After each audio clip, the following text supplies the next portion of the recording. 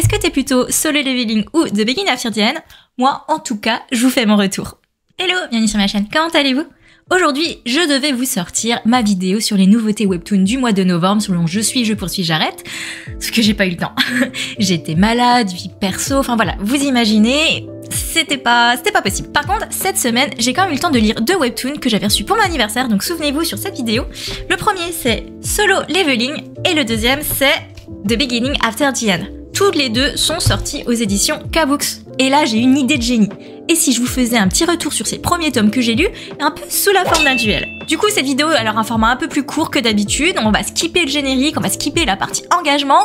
Et on va aller droit au but. Est-ce que t'es plutôt Solo Leveling ou The Beginning After the End? Moi, en tout cas, je vous fais mon retour. Le premier dont je vais vous parler, c'est Solo Leveling. C'est un classique côté webtoon. Et moi, je l'avais jamais lu. Et c'était juste trop bien. Donc côté histoire, si vous le connaissez pas, en fait, tu vas suivre, tu es dans un monde où tu as des portails avec des monstres à l'intérieur qui peuvent envahir les humains.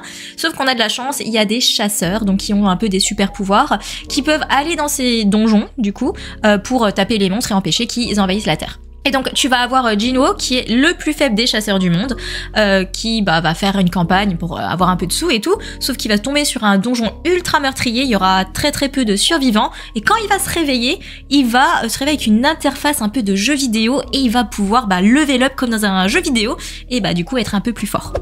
Donc voilà, scénario assez classique, on a l'habitude d'être dans les webtoons, mais il est excellent. J'ai juste adoré déjà les graphismes. Là vous le voyez, hein, la couverture est super belle, l'intérieur, voilà, on a des très jolis graphismes, je vous montre ça rapidement. Mais en plus, tu as un héros qui est pas bête du tout. Genre, il est faible, c'est pas sa faute, mais il a fait plein de donjons, donc il a une petite tête quand même, tu vois, il s'en sort bien, il est intelligent, il est malin, et ça, j'adore. Et en plus, il est vachement humain comme héros. Genre, à un moment, tu vois, il va être abandonné aux yeux de tous, il va avoir la rage, il va s'énerver, c'est normal, il va trouver la situation ultra injuste et tout, et c'est tout à fait normal. Et c'est ça que j'ai beaucoup aimé dans ce webtoon, c'est cette humanité qu'on ressent à travers les personnages, que ce soit à travers l'héros ou même les autres personnages. Genre à un moment t'as un effet, ce que j'appelle l'effet un peu Kengen Ashura, l'effet un peu Squid Game, c'est que on va te présenter des personnages pour encore mieux les tuer après, alors que tu t'étais à peine attaché à eux. Mais vraiment, c'est vraiment trop bon en termes d'exécution. Je parle pas des scènes d'action, je parle même pas, je sais pas, des enchaînements et tout. Enfin, c'est très bon. Et les émotions.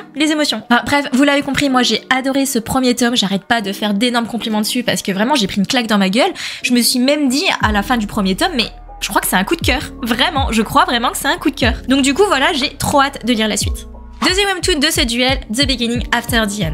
The Beginning After the End, je vous avoue que quand j'ai découvert l'histoire, j'avais un peu de mal à comprendre ce qui allait se passer. Du coup, je vais vous en reparler un petit peu à ma manière. Donc en fait, faut imaginer dans un monde futuriste où il y a tellement peu d'hommes que le roi, c'est le mec qui va un peu à la manière d'un gladiateur défendre les intérêts de son pays. Genre c'est un combattant ultra puissant. Et parmi eux, tu vas avoir Grey qui est le roi le plus puissant du monde, qui va se réveiller dans un monde médiéval, fantastique, dans le corps d'un bébé qui s'appelle Arthur Ledwin. Eh bien, sauf que bien sûr, il va garder tous les souvenirs de sa précédente vie, donc il va pouvoir par exemple à l'âge de 3 ans déjà maîtriser la magie comme un grand mage, alors que il a que 3 ans quoi. Alors mon avis sur ce premier tome, eh bien écoutez, j'ai beaucoup aimé le début. Ce que j'ai apprécié vraiment, c'est que tu as vraiment le héros qui se réveille dans le corps du bébé et qui, comme un bébé, va apprendre la vie. Vraiment, il va vraiment découvrir le monde, les nouveaux codes dans ces nouveaux univers, il y a un peu de magie, enfin tout ça. Et en fait, c'est vachement cool en tant que lecteur parce que t'as l'impression de découvrir avec lui le nouveau monde dans lequel il a atterri. Puis un autre truc, Arthur en tant que bébé, il est trop mignon. J'adore le dynamisme, la relation qu'il a avec sa famille. C'est une famille aimante, le père qui est un petit peu boulet, la maman qui l'aime quoi. C'est trop mignon, vraiment, c'est chaleureux. Et vraiment, je me suis attachée assez vite au personnage, c'est assez cool. Par contre, dès la moitié du tome, tu changes un petit peu de ton, je trouve. Forcément, Arthur, il va pas rester un bébé toute sa vie, il a à peu près 3 ans, et à 3 ans, vu qu'il se découvre en tant que mage, les parents vont décider de partir l'emmener dans une école, tout ça, donc ils vont entreprendre un voyage avec des compagnons. Et là, il y aura un drame, et donc à la fin de l'offre, t'as un gros cliffhanger, et tu sais pas trop comment ça va se passer par la suite. Genre, j'ai quand même l'impression que le ton va vraiment beaucoup changer, et donc comme je me suis un petit peu attachée à l'humour qu'il y avait, j'ai peur de pas retrouver cet humour dans le second tome. Du coup, je sais pas trop comment passer. Je pense que j'ai quand même bien aimé le début, j'aimais bien un petit peu les situations, j'aime bien le héros, tout ça, mais le côté un petit peu aventure là, il m'a un petit peu refroidi sur le coup.